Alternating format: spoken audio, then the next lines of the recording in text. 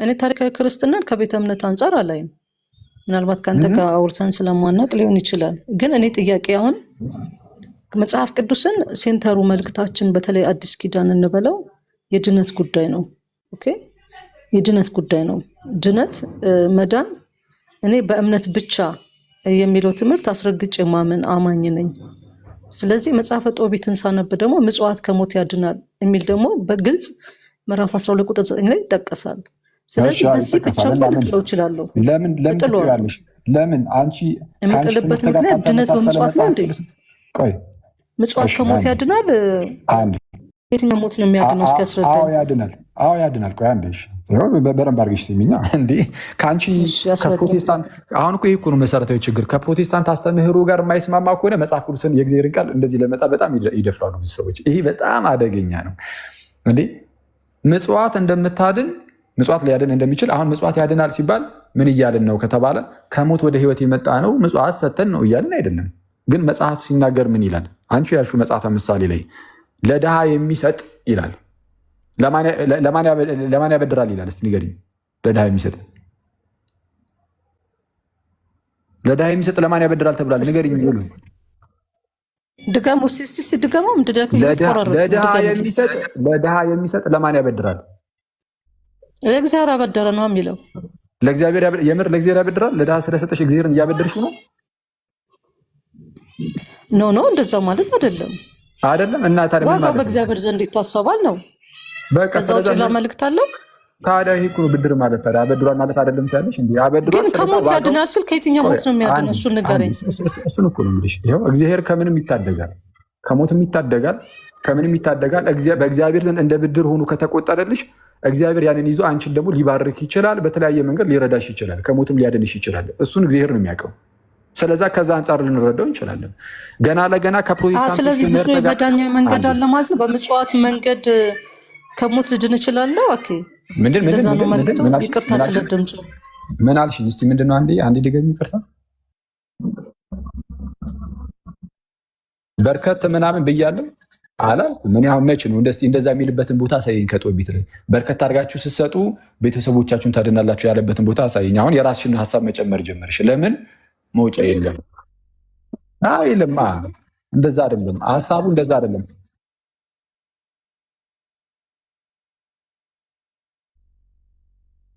ምኑ ነው የሚጥሰው እኮ ነው አሁን እያልኩ። ቆይ አንዴ በጌታ ቆይ አውጥተን እኔ ላንብብልሽ ለሌሎቻችሁም እንዲሆን።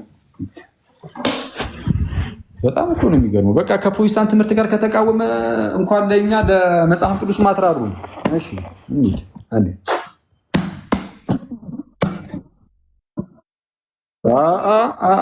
ይሄ ቀጥታ የእናንተ ነው። የፕሮቴስታንቱ ሀሳብ እኮ ነው። አራት አስቂኝ በዚህ እኩስ አሁን በዚህ አይነት በነገራችን ላይ አንድ የብሉይ ኪዳን እሱን እኮ ነው አሁን ለማለት ነው። እሱን እኮ አስረዳዎች እኮ እንዴ ለድሃ የሚሰጥ ምጽዋት ለእግዚአብሔር ማበደር ነው ተብሎ አሁን ከሉቃስ ወንጌል ላይ ደግሞ ማሳይሻለ። በነገራችን ላይ ከሉቃስ ወንጌል ላይ ማሳይሻለ። ያኔ ሉቃስ ወንጌልንም ኧረ ወደዛ ጣሉልኝ እንደማትይ ተስፋ አድርጋለሁ እንላለን። እሱ ቆይ እሺ ያው ለሌሎቻችሁም እንዲሁም በሚለው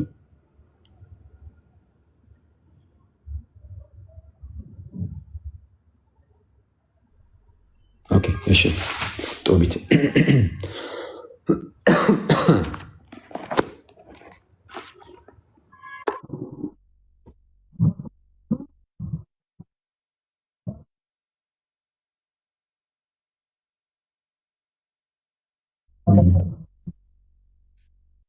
Please.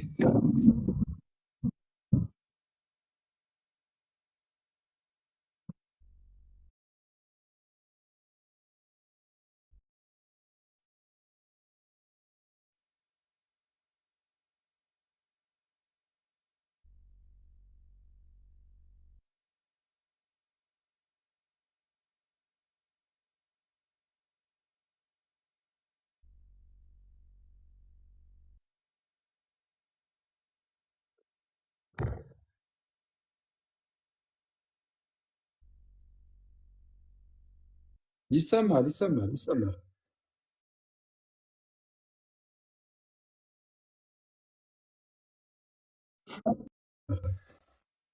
አስደረጉ። እሺ አይሰማም እያሉ ነው። ሄሉ አትሰማም። ሲስ ተመልሰሃል ወይ? ዶክተር ያለ ተመልሻለሁ። ዶክተር ያለ ሳምፕል። እሺ አንዴ ትንሽ ነገር አውራ ጋይስ። ሄሉ ስላልተሰማ እኔም ጋር ራሱ በጣም ይቆራረጠው ድምፅ እንትን ይላል ስላላችሁ እንደዛጣሉ።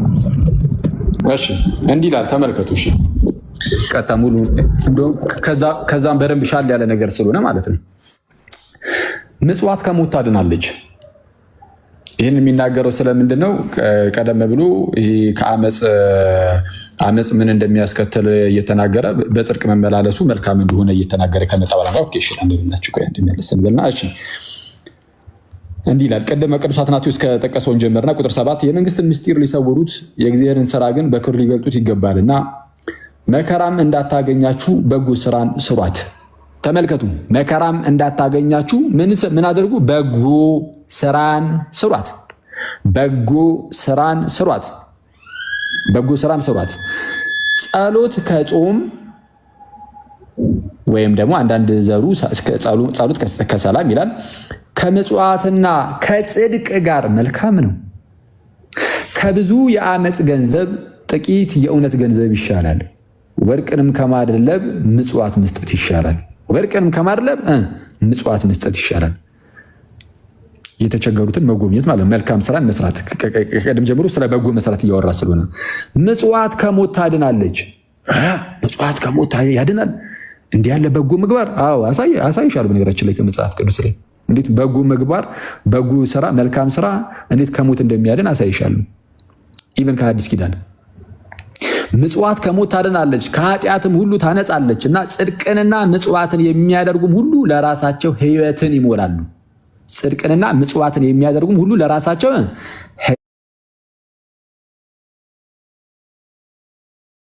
ሕይወትን ይሞላሉ።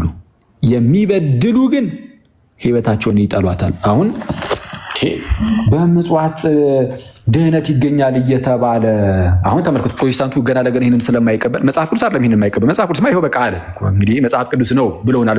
በኤርሲያን ታሪክ ውስጥም በቃ ይሄ መጽሐፍ ቅዱስ ነው መጽሐፍ ቅዱስ እያለ ነው። ግን ከራሳቸው ከሰዎች ከተቀበሏቸው ትምህርት ጋር የሚቃረንባቸው ከሆነ ይቃወሙታል። ለምሳሌ ጳውሎስ እንዲህ ይላል ገላትያ ላይ ላንብብልሽ። ገላትያ ምዕራፍ 6 ቁጥር 7 ገላትያ ምዕራፍ 6 ቁጥር 7 ሐዲስ ኪዳን ያውም ጳውሎስ ያውም ገላትያና ሮሚና ጳውሎስ ያው ላሳያችሁ። ገላትያ ምዕራፍ 6 ቁጥር 7 ላይ እንዲህ ይላል አትሳቱ። ሎክ በረባራችሁ ስሙ ጋይስ፣ አትሳቱ። እሺ እግዚአብሔር አይዘበትበትም።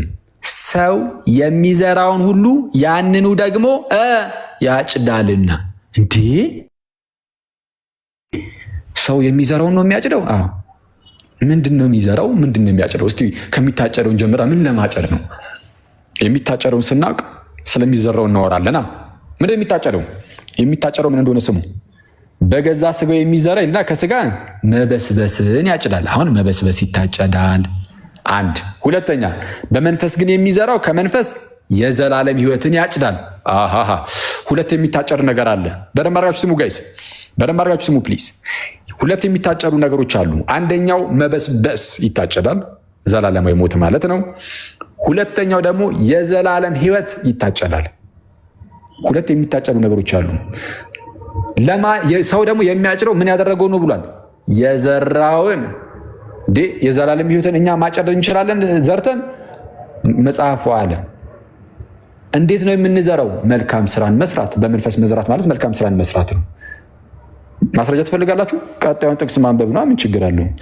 ቀጣዩ ጥቅስ እንዲህ ይላል፣ ባንዝልም በጊዜው እናጭዳለንና መልካም ስራን ለመስራት አንታክት። መልካም ስራ። ከመልካም ስራዎች ውስጥ አንዱ ምጽዋት ነው። ድሆችን መርዳት ነው፣ ማገዝ ነው። ስለዚህም ቅድም እንዳልኳችሁ በመጽሐፈ ምሳሌ ላይ ምን ተብሎ ተነገረ? ለድሃ የሚሰጥ እኮ እግዚአብሔርን ያበድራል ተብሎ ተነገረ። ለድሃ የሚሰጥ እግዚአብሔርን ማነው? ለድሃ የሚሰጥ ለእግዚአብሔር ያበድራል ተብሎ ተነገረ።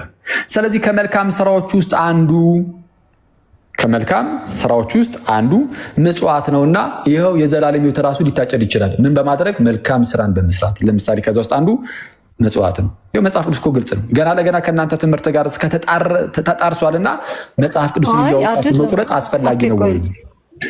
አይ ፕሊዝ እኔ በግሌ በስልኬ ነው የገባሁት። እኔ የምጠይቀን ጥያቄ ላይ ብቻ ፎከስ አድርግ። በቃ ፕሮቴስታንት እግረ መንገዴን እያስተማርኩበት ነው። ያንቺን ጥያቄ አንስቼ እሱን አፕሮች እያስተማርኩ ያለሁት ይቅርታ፣ እሱን አፕሮች ስለማልወድ ነው። አብረን እንድንቆይ እሱን አፕሮች ነው ያልወደው። ኦርቶዶክስ እያለም ሰው ቢያወራ ትምህርት በሚሆንበት መልኩ ነው የሚሰጠው።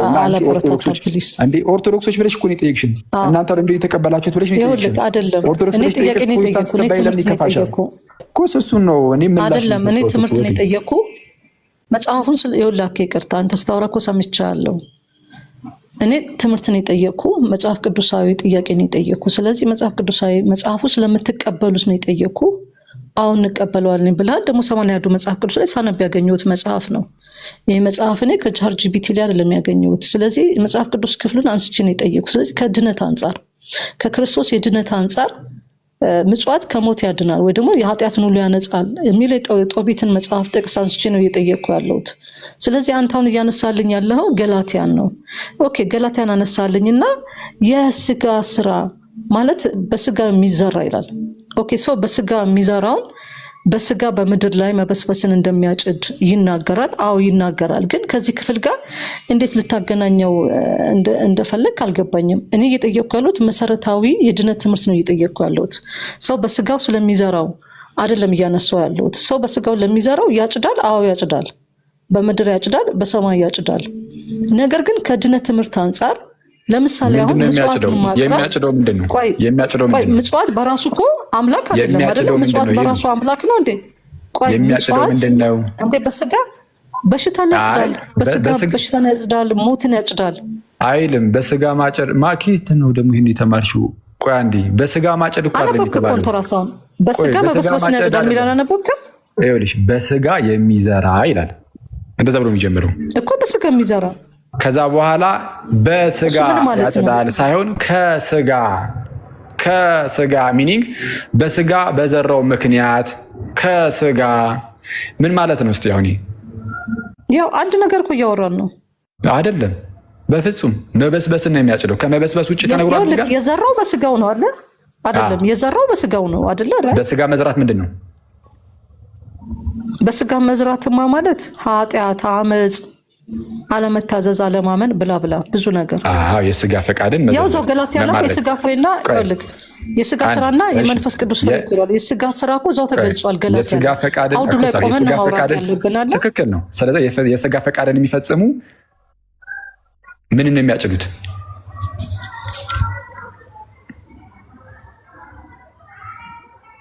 ይሰማል ወይስ ተቋረጥኩኝ?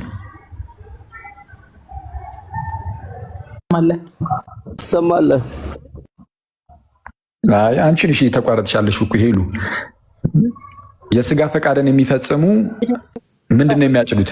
የኔ የተቆራረጠ ከሆነ ኦኬ ላቆም። እየተቆራረጠ ከሆነ አንተ ቀጥል። የስጋ ፈቃድ ነው ይሄው ነው። የስጋ ፈቃድን የሚፈጽሙ ምንድን ነው የሚያጭዱት?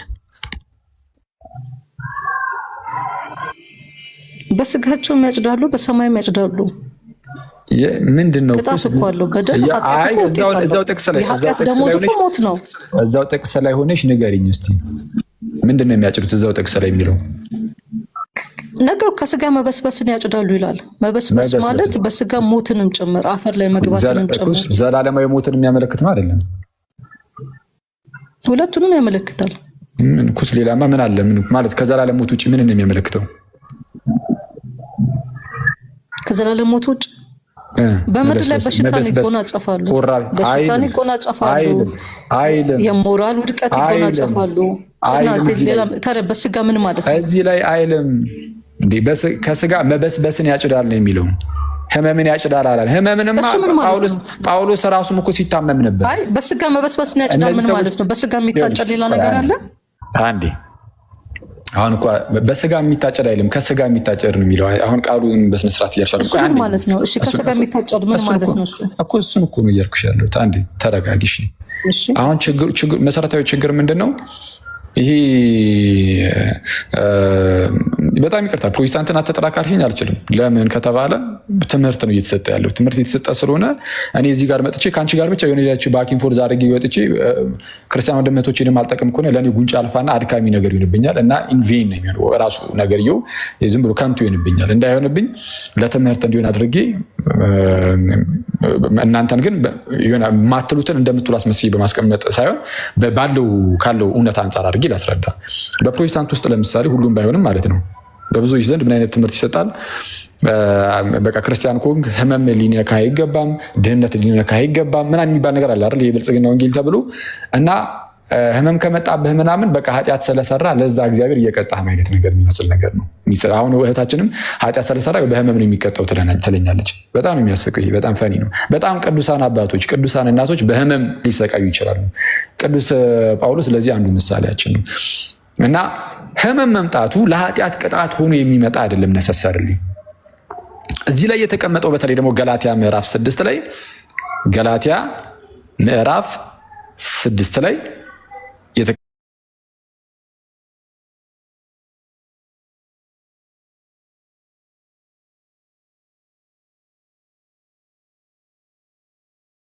መበስበስን እያወራ ያለው ስለ ዘላለም ሞት ነው። እዚህ ክፍል ላይ አትሊስት እዚህ ክፍል ላይ ያለውን እነ ካልን መበስበስ ኮራፕሽን ስለሆነ በገዛ ስጋው የሚዘራ ከምን ከስጋ ሚኒንግ ከዛ ከስጋዊ ፈቃዱ ከፈጸሙ የስጋ ፈቃድ ማለት ነው። ከዛ በዛ ምክንያት እንደማለት ነው።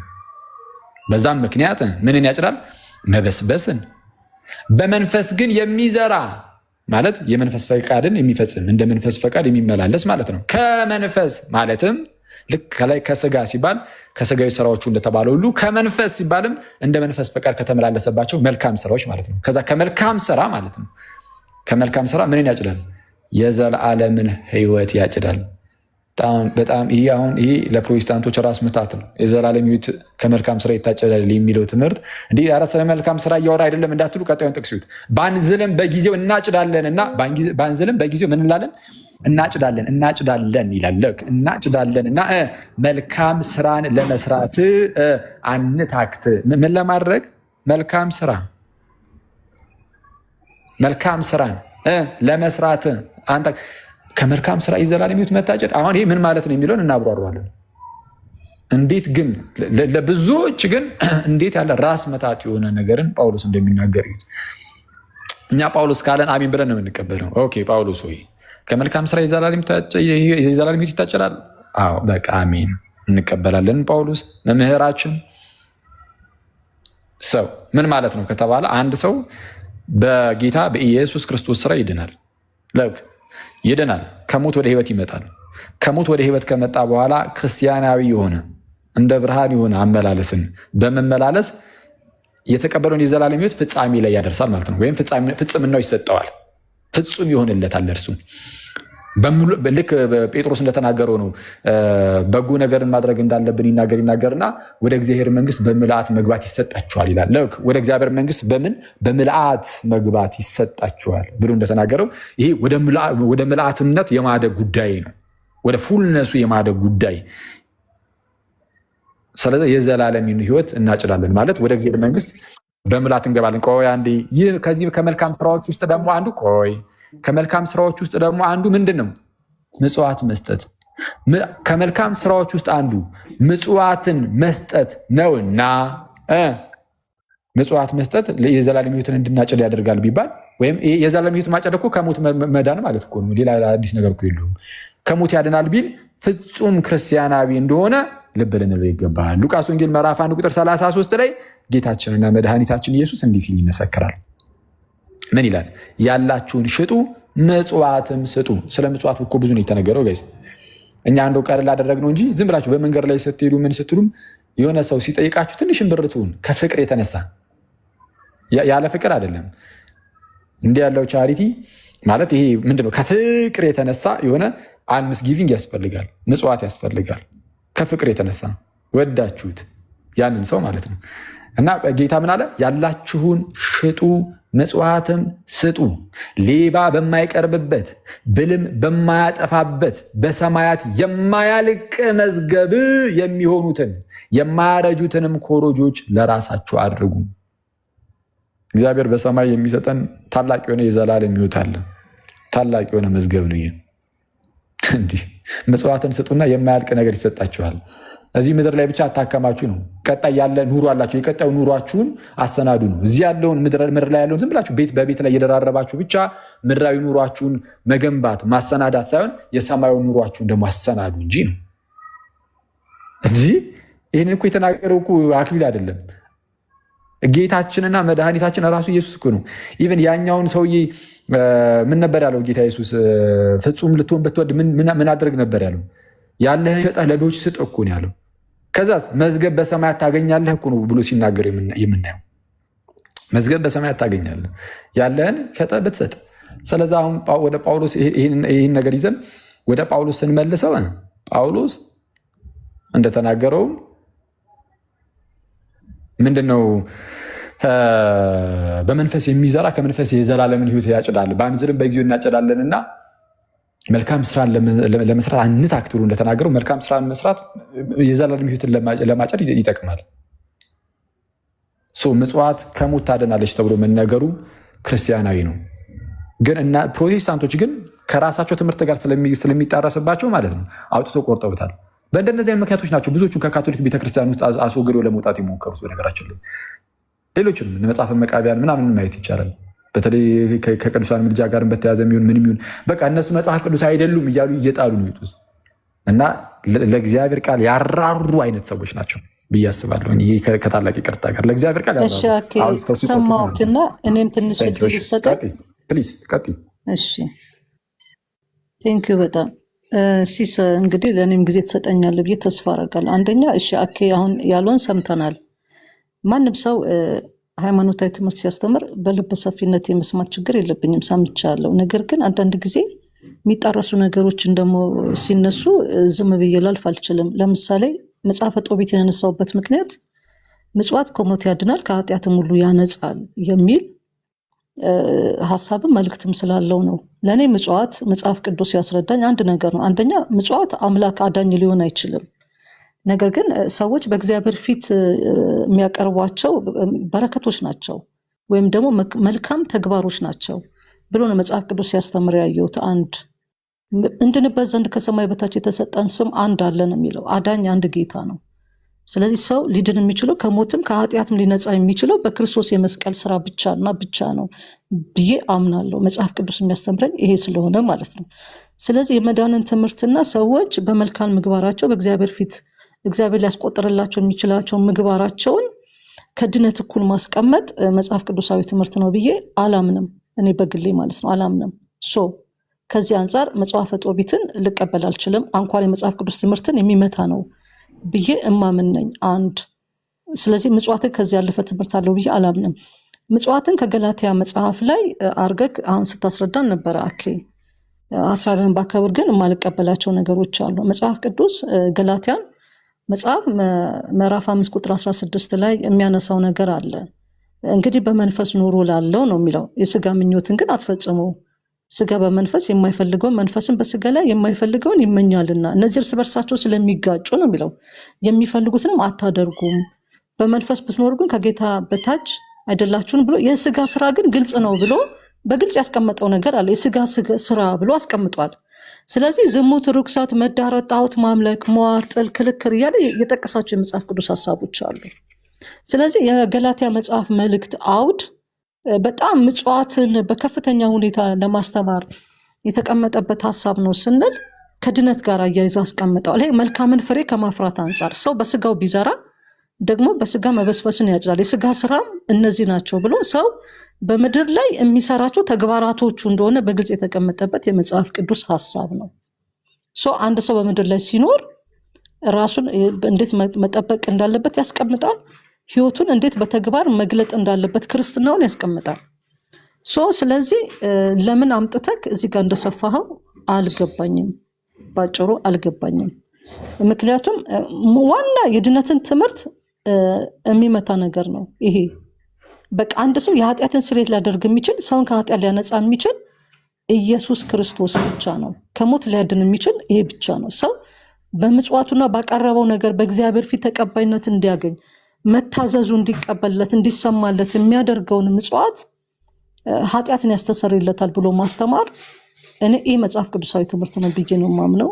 ጨርሻለሁ። እሺ እንግዲህ አሁን ሄሉ በጣም ከይቅርታ ጋር አልገባኝም ብለሽ መዝጋቱን የመረጥሽው። ከዛ ውጭ ግን ምጽዋት ሳይሆን የሚያድነው ኢየሱስ ነው። አሁን ቀደም ስትይ ነበረ ምጽዋት እኮ አምላክ አይደለም ስትይ ነበር። እኔ በጣም እንደዚህ አይነት አርጊመንቶች አስቸጋሪ ነው። ምጽዋት አምላክ አይደለም ስለዚህ አያድንም እንዴ? ለምሳሌ እምነት እኮ ያድናል ትላላችሁ። እምነት እኮ አምላክ አይደለም። እምነት በራሱ አምላክ አይደለም፣ ፈጣሪ አይደለም። እምነት አምላክ አይደለም ግን ያድናል ማለት ቆይ እሺ እምነት ያድናል አያድንም? ቆይ አንዴ አዎ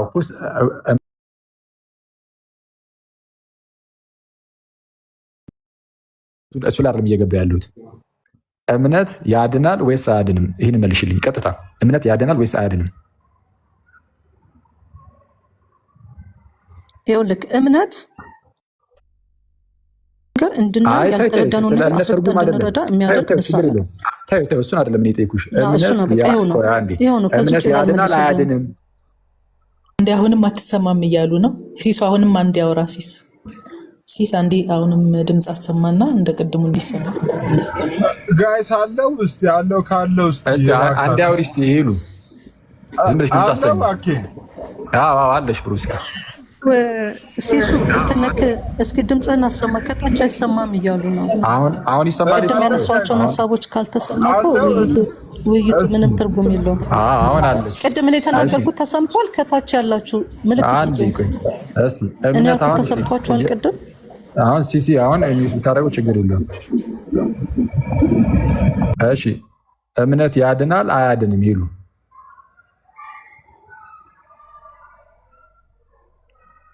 የቅድሙ ተሰምቷል። ጸጋው በእምነት ያድናል። እኔ ጥያቄ ጸጋው በእምነት በኩል ያድናል። ጸጋው ያድናል አያድንም? አይደለም እኔ አሁን ጥያቄ ጸጋው በእምነት በኩል ያድናል። በቃ የሆነ መልስ ለአንተ መልስ ላይ ሆነ ጸጋው በእምነት በኩል ያድናል። ኧረ ተረጋጊ እባክሽ፣ አፋፊ ናት ምን ሆነ? ጸጋው ያድናል። ኧረ እኔ ምንም ተረጋጊ አትበለኝ። ተረጋግቼ ነው የማወራው።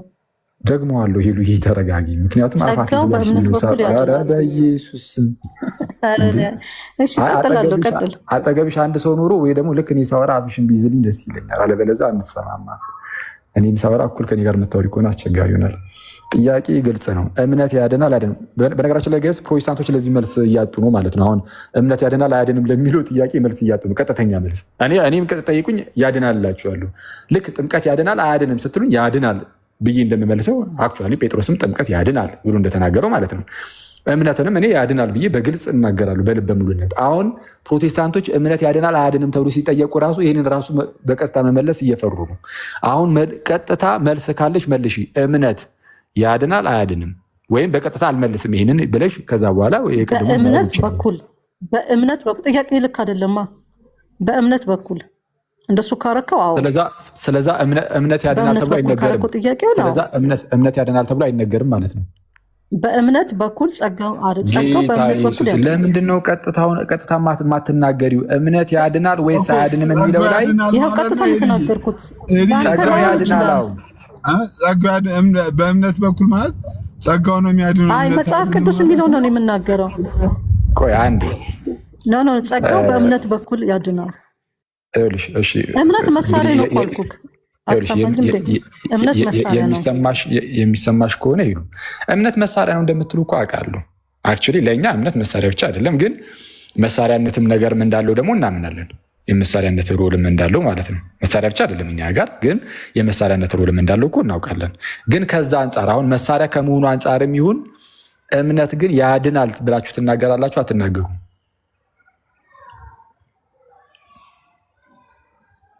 እኔ ስለምን እያወራ እንደሆነ በእውነት አልገባኝም። ለምሳሌ በእርሱ የሚያምን የዘላለም ሕይወት አለው ይላል። አልገባኝም። ቆይ አንዴ ያልገባኝን ነገር መመለስ የለብኝም። ስለዛ እምነት ያድናል አያድንም የሚሉ ጥያቄ ራሱ አይገባችሁም ማለት ነው። በጣም ጥሩ። በቃ እሺ ታዩ እና እሱን ወደዚህ መለስ አድርጌ እኔ ስለ መጀመሪያ እምነት ምንድን ነው? ለአንተ እምነት ምንድን ነው? እስኪ አንተ ግልጽ አድርገው። እምነት ለአንተ ምንድን ነው? በቃ አንቺ እየገባሽ ሚዩት አድርጊውና እየተወያየን እኮ ነው። ዲቤት አይደለም የገባ ነው። ስለዛ ይኸውልሽ አይደለም ቆይ ዲቤት አይደለም የገባ ነው።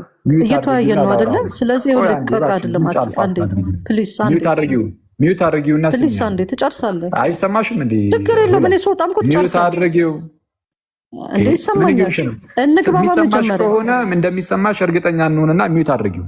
እንዴ ብዙ ሰዓት እኮ እየሰማሽ እንጂ አይገባኝም አልመለስም ካልሽ ዝጊውና አሁን እኔ አወራለሁ። ኖ አይደለም ከከበደሽ እኔ ማወራ አይደለም። እምነት ብቻ ነው አይደለም። ቆይ ሄለን አታዝጊ። እምነትን ዲፋይን አድርግ አንተ እባክሽን። ምንድን ነው አንቺ እምነትን ዲፋይን አድርግልኝ። ተጠይቀሽ የሚገባኝ ነገር የለም ካልሽ ሚዩት አድርጊውና ከዛ በኋላ አይደለም ያንተ ጥያቄ ልክ አይደለም ነው ያልኩህ። ካኬ ጥያቄ ልክ አይደለም ነው ያልኩህ። ሚዩት አድርጊ እሺ ላውራበት። እምነት መሳሪያ ነው ካልኩ ለምን መልስ አልሆነም? ለአንተ ነው የኔ ጥያቄ። እምነት መሳሪያ ነው ካልኩ ለምን ጥያቄ አልሆነም? እሺ እንደዚህ ማንግባባ ከሆነ በቃ እኔ የማይገባኝን ነገር ቁጭ አድርጋ አታወራማ። በቃ እሺ ቻው። መልካም ቀን ሲሱ ውጭ። አሁን እዚያው ላይ ሪፍሌክት እናደርጋለን። እኔ ልጠይቅሽና እኮ እምነት አያድንም? እምነት መሳሪያ ነው አልኩህ። እምነት ብቻውን ያድናል ማለት ነው? መጀመሪያ እኮ እምነት መሳሪያ አይደለም። እምነት ብቻውን ያድናል? እምነት ብቻውን ያድናል? እምነት መሳሪያ ነው። ጸጋው በእምነት በኩል ስለሚል ጸጋው በእምነት በኩል ነው። በቃ ይኸው ነው መልሱ። እምነት ብቻውን ያድናል? እምነት መሳሪያ ነው ወንድም አለ። እምነት ብቻውን ያድናል ማተልም እምነት ያድናል። አንድ ሰው አምኖ ነው የሚድነው። ቆይ አንድ ሰው የሚድነው አምኖ ነው በሚል እንግባባ። አንድ ሰው የሚድነው አምኖ ነው። ሰዎችንም እንዳናሰለች አሁን ያላችሁ አይደለም። አንተ የምትፈልገውን እኮ ማውራት የለብኝም። አንድ ሰው የሚድነው አምኖ ነው። ቆይ ሲስ ይኸውልህ አንድ ታይም አንድ ሰው የሚድነው አምኖ ነው። የሚያምነው ምንድን ነው? ኢየሱስ ክርስቶስ ስለኔ ኃጢአት በመስቀል ላይ ሞቶ እምነት ያድናል አያድንም? ጸጋው በእምነት በኩል ያድነዋል። አይደለም ቆይ ጸጋውን እንተውና ቆይ ሄልዬ በጣም ከይቅርታ ጋር ቆይ እምነት አሁን ሰው እምነት ያድናል አያድንም? እምነት ማዳን የሚችለው ጸጋ ስላለ ነው። ያለ ጸጋ እምነት ብቻ ሊያድን አይችልም። አይደለም በጸጋ አይደለም ጸጋ በቃ እንደዛ ነው መልሱ። ቆይ እምነት ብቻ እንደዛ ነው መልሱ። እንደዛ ነው እምነት ያድናል ስንል ይኸውልህ በጸጋ ውስጥ ነው። ስማ እምነት ያድናል ስንል በጸጋ ውስጥ ነው አልኩህ። ሲስ እመን ብቻ አትፍራ ለምሳሌ ምናምን ሲል ምን ማለት እምነት ያድናል? ወደ ሌላ ጥቅስ አትሂድ። አሁን መልሱልኝ። በቃ እምነት ጨረስን። መጽሐፈ ጦቢት ቆይ እንዴ አይደለም መጽሐፈ ጦቢትን ጨረስን። ለምሳሌ በእርሱ የሚያምኑ የዘላለም መጽሐፈ ጦቢትን ጨረስን ወይ? በቃ አይደለም በምጽዋት የኃጢአት ቆይ እምነት ብቻ ጨረስን። ጦቢትን ጨረስን አይደለም ሄድዬ ለምሳሌ በእርሱ የሚያምን የዘላለም ሕይወት በልጁ የሚያምን የዘላለም ሕይወት እንዲኖረው ሲል ታዲያ ምን ማለቱ ነው? የሚያምን ሰው የዘላለም ሕይወት የለውም ማለት ነው? ሲስ አትሰማም? እየተቆራረጥክ ነው ሲስ። ትሰማለህ? እኔ ጋር እየተቆራረጥክ ነው እኮ ይልዬ። ለምሳሌ በልጁ የሚያምን የዘላለም ሕይወት አለው ሲል በቃ ማመን ማለት ነው? ማመን መሳሪያ ብቻ አንቺ እንደምትዩ መሳሪያ ብቻ ነው ወይስ እምነት ከዛም ከፍ ያለ ነገር ነው? ሲስ ወይ አንድ ነገር ልበል ሲስ ስለማትሰማኝ እኔ እምነት የሚለው ንገሪኝ ኮንክ እያልከኝ ያለው ስለማትሰማኝ እኔ እምነት አልተሰማሽ ምን እንደምታወሪው እኔ እኮ ግርም ነኝ እኮ አንድ ነገር ማይሰማሽ ከሆነ ቆይሽ እኛ እምነት ብቻ ስንል ቆይ እዚህ ቤት ለሚሰማ ሰው ቆይ ለመሰማማት መዳን በእምነት በኩል ነው። አንድ ወረጂና አንዴ ለመሰማማት ድጋሚ መዳን ሳይሻል አይቀርም። ምንም እንትን እያለች አይደለም እንዴ? እምነት መሳሪያ ማለት መሳሪያ ብቻ ነው ብሎ ራሱ አንድ ሰው ቢያምን ማለት ነው። አትሊስት ከመሳሪያነቱ አንጻር እምነት ያድናል ብሎ ሊናገር አይችልም ነው? በጣም ይሄ እኮ የሚያስደስት እምነት ያድናል ብሎ መናገር አይችሉም። አሁን ይህን ቃል መጠቀም አይችሉም። አሁን እያየን ያለ ነው እምነት ያድናል። ኤሊ አሁን ድጋሚ ላኪልኝ። ጌታችንና መድኃኒታችን ኢየሱስ ማለት ነው። ሲስ ጌታችንና መድኃኒታችን ኢየሱስ ያችን ሴት ምንሽ አድኖሻል ነው ያላት? እምነትሽ ነው የሚለው እኮ መሳሪያሽ አላለም እኮ እንዴ። ጦር ሜዳ አደረጋችሁት እኮ። አንተ ደግሞ አይ ችግር የለውም እኮ መሳሪያ እኮ ብትል እኮ ችግር የለውም። መሳሪያው ይሁን እሺ እምነቱ ግን ስቲል እንደዛም ቢሆን እምነት ያድናል ተብሎ ይናገራል እንዴ። ስለዚህ አሁን ከአንድ ሚዩት አድርጎ ሲሲ በጣም እንትን እያለ ትንሽ ይረብሻል። በጣም ይቅርታ። እሺ ቴንክ ዩ። አሁን እንግዲህ ምንድነው የሆነ ስህተት ይሳሳቱና እዛ ስህተት ላይ ላለብያ ሲሉ የሆነ በቃ ግልጽ የሆነውን ነገርም በቃ ወደ መካድ ይኬዳል። እምነት ያድናል ተብሎ አይነገርም ወደ ማለት ነው። እምነት ያድናል፣ እምነት መሳሪያ ነው በእምነት በኩል ተብሎ ብቻ ይነገራል እንጂ እምነት ያድናል ተብሎ ግን አይነገርም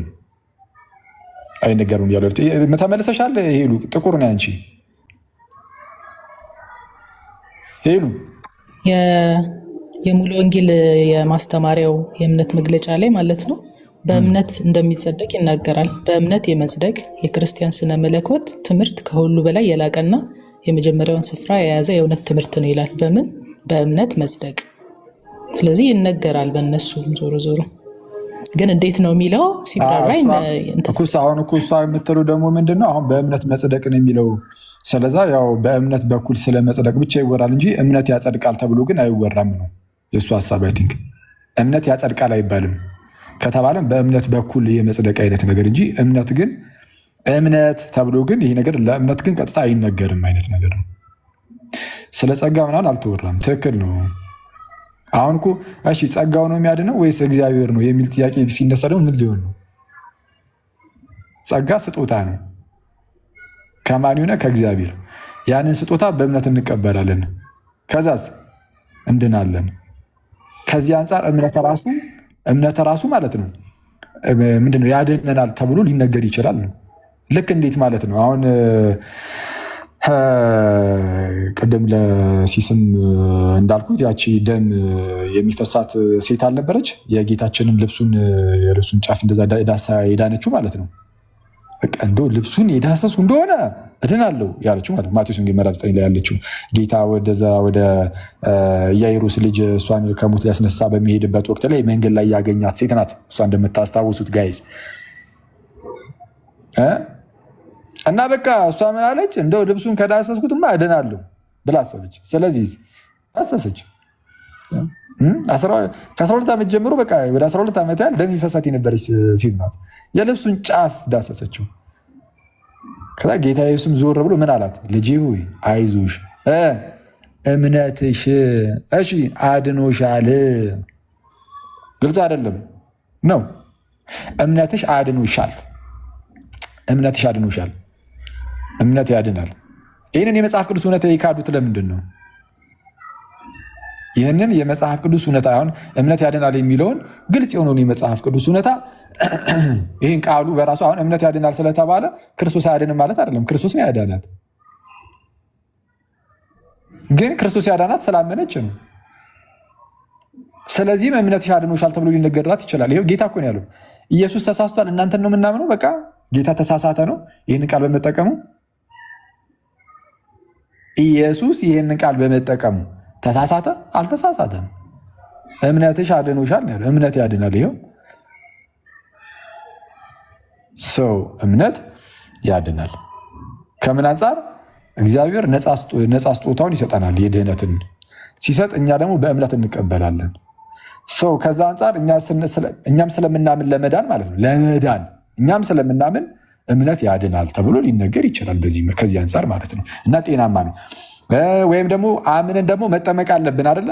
የምንጠመቀው ለምንድን ነው? ለመዳን አይደል? ለመዳን ነው የምንጠመቀውና ጥምቀትም ያድናል ተብሎ ሊነገር ይችላል። ልክ አንደኛ ጴጥሮስ ምዕራፍ 3 ላይ ጥምቀት ደግሞ አሁን እኛን ያድነናል ተብሎ እንደተነገረው ማን ያድነናል? ምን ያድነናል? ጥምቀት ያድነናል። ጥምቀት ያድናል። ባፕቲዝም ናው ሴቭስ ዩ። ጥምቀት ያድናችኋል። እንግዲህ አሁን ይህን ያነሳ ነው ግን ለምን መሰላችሁ? ምጽዋት ከሞት ታድናለች ስለሚል ምጽዋት ከሞት ታድናለች ቢል ምጽዋት ራሱ አምላክ ነው እንዲህ ሲባል ነበር አይደለም። ጥምቀትም አምላክ ሆኖ አይደለም። እምነትም አምላክ ሆኖ አይደለም። ግን እግዚአብሔር ግን እነዚህ ነገሮችን አይቶ ለእኛ ሊሰጠን የሚችላቸው በረከቶች አሉ። ምጽዋትንም አይቶ መልካም ስራችንን አይቶ የዘላለም ሕይወትን ሊያሳጭደን ይችላል። ልክ ቅድም እንዳየ ነው። በመንፈስ የሚዘራ ግን ከመንፈስ የዘላለም ሕይወትን ያጭዳል። ባንዘንም በጊዜው እናጭዳለንና መልካም ስራን ለመስራት አንተ አክት ተብሎ እንደተናገረው መልካም ስራን በመስራት ውስጥ እግዚአብሔር በረከትን ደግሞ ይሰጣል። የበረከቶች ሁሉ ምንጭ እግዚአብሔር ነው፣ መልካም ስራ አይደለም። እና ከዛ አንጻር ልንመለከተው ይገባል። እምነት ያድናል የሚለው ከተካደ ነገ ከነገ ወዲያ ምን እንደሚካድ እንጃ።